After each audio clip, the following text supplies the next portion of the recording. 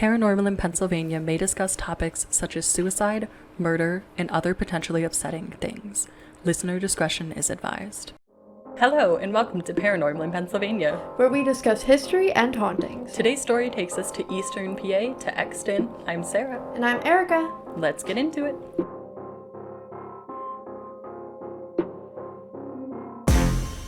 Okay, so today we are covering the Exton Witch House. I am very excited. Me too.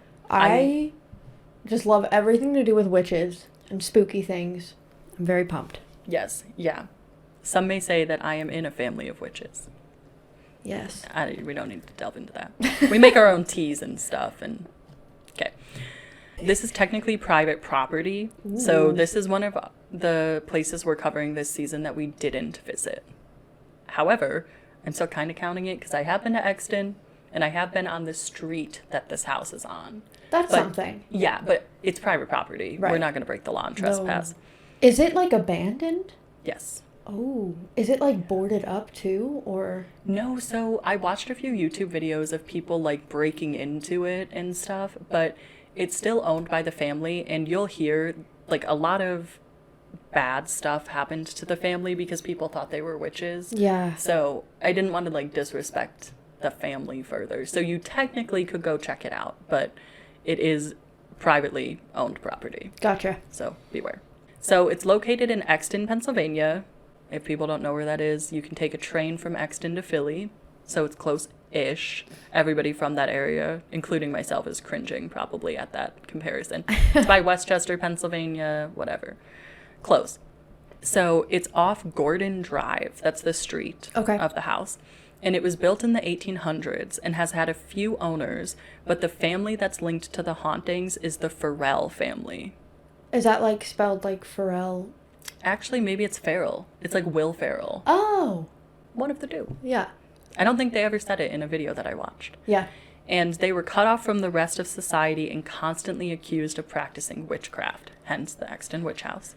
The family was buried on the property after dying in mysterious circumstances. Oh my gosh. I know, I tried to look everywhere for how they died, and it didn't really say. So did they all die at the same time? Yes, allegedly. That's kind of crazy. Right? So legend has it that the family was given a witch's burial, which I'd never heard of, which is surprising because we covered Erie Cemetery and they have the witch circle there. Oh, yeah. But a witch's burial is when the body is buried standing up. Oh. Yeah. I did not know that was a thing. Neither did I. And the property, in addition to the main house, the alleged graves, there's also a barn, a spring house, and a shack. So it's a big property. So the witch's burial, is this something that was, like, common amongst witches as a community thing, or is this somehow, like, a punishment for being a witch? No, it's like a community thing. Okay. Allegedly, the story behind it is because they signed their soul to Satan.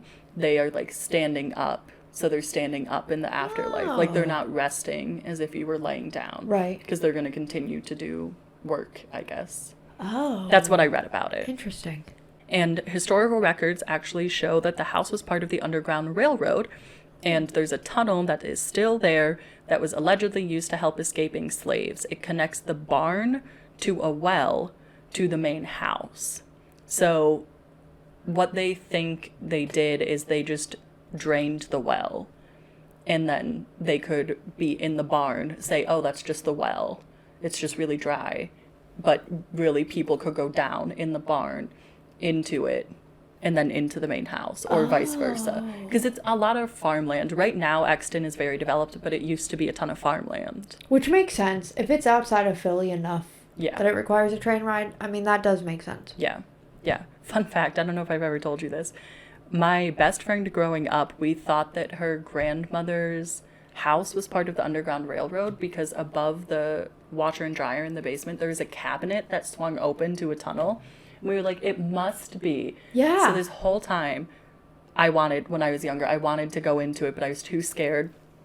And then she passed away a few years ago, and I was talking to my best friend's mom at the funeral, and I said, well, maybe we should, before they sell my mom's house, we should go investigate the tunnel. And you know what she said to me? Sarah, that's a tunnel to the root cellar. because she grew up in the house, so she knew. And my dreams were crushed. Crushed. Oh, no. For literally, I don't know, Years. like 20 years. I thought that it was the Underground Railroad, and I was like, this is so cool. I Yeah. like looked up maps. Yeah, anyways. Currently, the well on the property is filled with water, so you can't actually navigate the tunnels because they have water in them. Oh, And, I mean, it makes sense that that well and tunnel system would exist from a logistical standpoint because you need to get water from the well to the barn and to the main house. Right. So it could be both, but apparently it was part of the Underground Railroad. They just drained it. which is honestly a very good idea because who's going to go down a well? Right. You know? Yeah, who would think? Right. So, ghost stories. Yes. Kind of, I guess I should say paranormal stories because it's not really about ghosts this time. So, many reports come from locals that venture onto the property. People report feeling watched or followed during their visit. They also report that there's an overwhelming feeling of darkness there. Now, it's an abandoned house from the 1800s that has a history of being associated with witchcraft and negativity. Right. So that could be the power of suggestion, I think. Yeah, absolutely. That's like whenever we go to these haunted places, sometimes if we're getting to a part where it's not around a ton of people, I get that feeling. Right. Just because, you know, your mind kind of has a bias already. Yeah, and that's why when we go to those places, I feel like we try not to discuss the hauntings ahead of time because we want anything that we experience to be a genuine experience Right. and not the power of suggestion. Right. So another common occurrence is that people report feeling touched when no one's there. This includes people feeling tapping on their shoulder or getting their hair pulled. It's always a thing. Every time. I cannot believe how prevalent it is, actually. No. And I guess it's a really easy way to get someone's attention. Like, I wouldn't think of it, but I guess you could pinch someone or pull their hair, but tapping, you can brush that off, I think, is like, oh, I ran into something, but your Yes. hair pulled, it'd be like, ow, what is happening? Yes. It's almost like they've tried the tapping and it didn't work, and so they resort to hair pulling. They're like, you know what? Yank.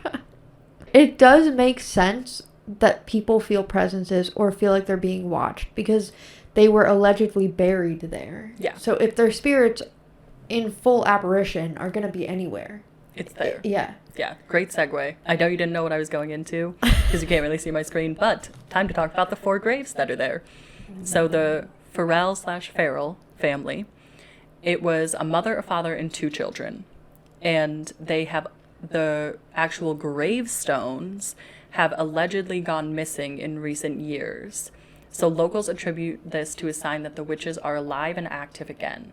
And now this makes me think of Hocus Pocus 2, which we all know is a movie that I hate. They should have stopped at 1. It was classic. Why would the headstones being gone mean they're active again? I thought a lot about that. It maybe they're meant to be keeping them there, like locked down or something. So, Yeah.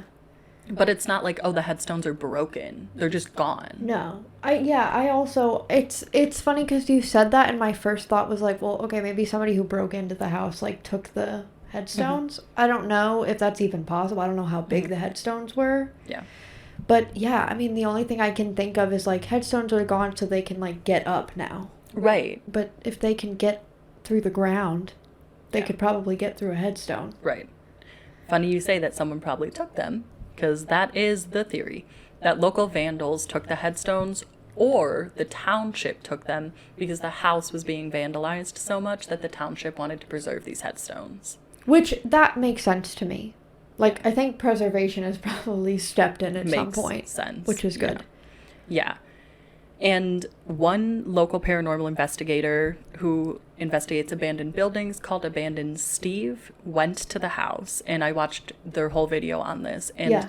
when they were walking through where these graves allegedly were, the camera kept identifying faces. Like, you know how it'll say, like, it'll, like, make the box appear, and trying to refocus on them. And that didn't happen anywhere else in the house. And the person's just standing outside in a field, and the camera's, like, refocusing That's terrifying. and identifying people. Yeah. That's terrifying. Yeah. Because, oh my gosh, I mean, normally iPhone cameras literally can't pick up anything. And that's no offense to Apple. I mean, they do a great job. but we are not sponsored by Apple. But if you're interested. Yeah. But no, you know what I'm saying? It is so hard to get those cameras to focus on real people. Yes. Like, very difficult. Yeah, it was crazy to see it, like, refocusing so much. And he was actually lucky to even get the video because many people report that no technology works, or that if it does work, the videos quickly become out of focus and won't refocus on the property. Wow. Yeah. That's interesting. Which, that does seem almost spell-like to me. Like, you can't capture anything, but we've also had similar experiences. I mean, even us at the Nemacolin Castle had our phones stop working. Yeah. So, who knows? Right. And other people have also reported that their camera identifies faces, in quotes, that aren't there. Oof. People have reported hearing yelling while walking through the tunnel or entering the barn. And I watched some footage by Retro Rest Stop, and they actually capture a strange scream when investigating the house. And in the video, they are like, wait a second, I'm going to need to like play this back later so I can hear it. That was crazy. Yeah. And it does sound like a scream. That's so scary. I mean, I think just last episode, we talked about how like screaming is one of the worst things you can hear, because what do you do? Yeah. I really had to think of what last episode was. So, yeah. Other visitors report that they see white mist or white ghostly masses. I don't know what that means, but that's what people have described it as. Yeah. And they've been attributed to be the specters of the family that used to live there. So this is where it depends on what you believe or your interpretation. Are they apparitions, or are they back walking witches again? Like back to life is what I meant by that. Yeah. You know, they can't be both. Right. So which are they? I like to think the Hocus Pocus version. Yeah. Which I'm sure people in the paranormal community are going to be like, that's your example of witches. It's a good movie. It's the first one. Yeah. One local claims that if you trespass and the mother of the family's ghost catches you, she will chase you away screaming. So that's another, like, I wonder if Retro Rest Stop maybe encountered the mother, and that was the screaming. She's like, get out of my house. Yeah. That's really interesting to me. So, okay, here's my question. When they hear the screaming, is all of the paranormal things happening out of the house? No, it can happen anywhere. It can be in the barn, by the well, in the graveyard, inside, Okay, yeah, that's really crazy to me, that it's just everywhere. Yeah, and that's why I guess I say it feels more like a spell to me, because it feels like you enter the property and it's just different, you know? It's like when you enter the property, your phone stops working right away, whereas going back to my example of us at Nemacolin Castle, that felt like it was the one room, because the ghost in that room didn't like being photographed. Right. As the tour guide said. So, you know, that's what makes me feel like it's more spelled. Yeah. Less just ghostly. Which also kind of lends itself to the Hocus Pocus theory. Yes, that's true.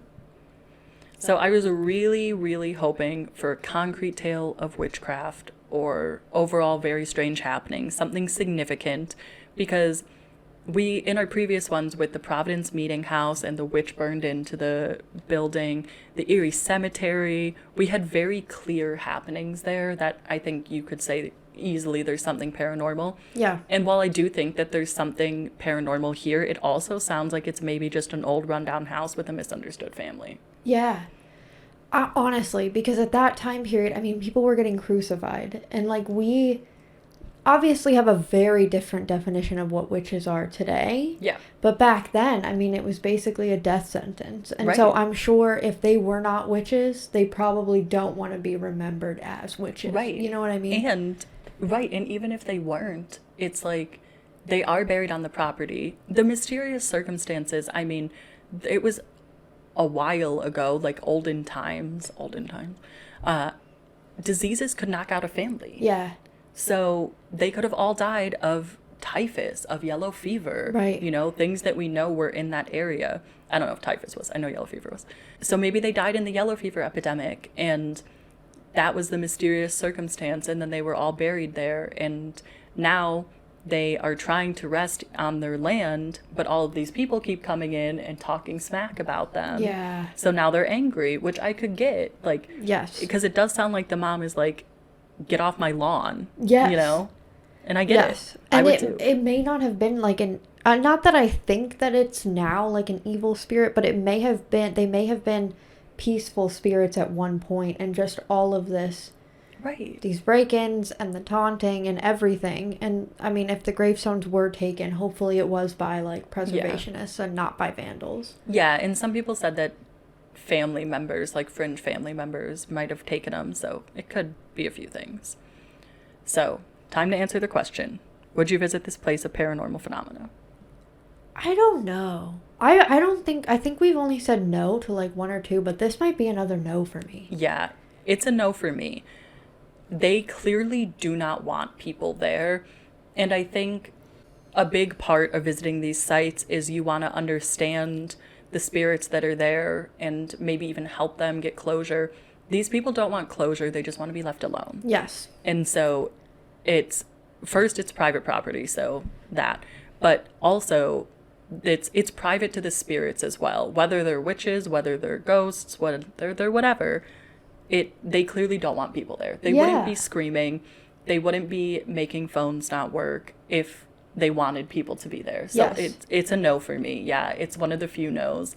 And I was like, okay, before I started researching, I thought, okay, next time I'm at my parents' house, I'll just go drive and I'll just go walk on the path, because there's like a road to get to the house. Right. And I thought, okay, and if somebody says, oh, stop, I'd be like, oh my gosh, I'm so sorry. Like, I didn't know that this was private property. But then I did the research and I thought, you know, I'm really not even going to do that. Yeah. It just seems better left on its own. And so the other thing is, like, that was my first thought, is, like, obviously to be respectful, it just seems like a no. But also, on a selfish level, if I were to get possessed or something, I would think I deserved it if I trespassed onto If you go looking for it? Yeah. Like, That's if you know that it's not, if you know that the events that occurred here were not great, the spirits don't seem to be peaceful, they don't seem to want to be bothered, you know, you're taking a risk. Yeah. Leave it alone. Yeah. Yeah. So, would you, listener, visit this place of paranormal phenomena? Let us know, and tune in next Thursday to see what we talk about next. Stay spooky.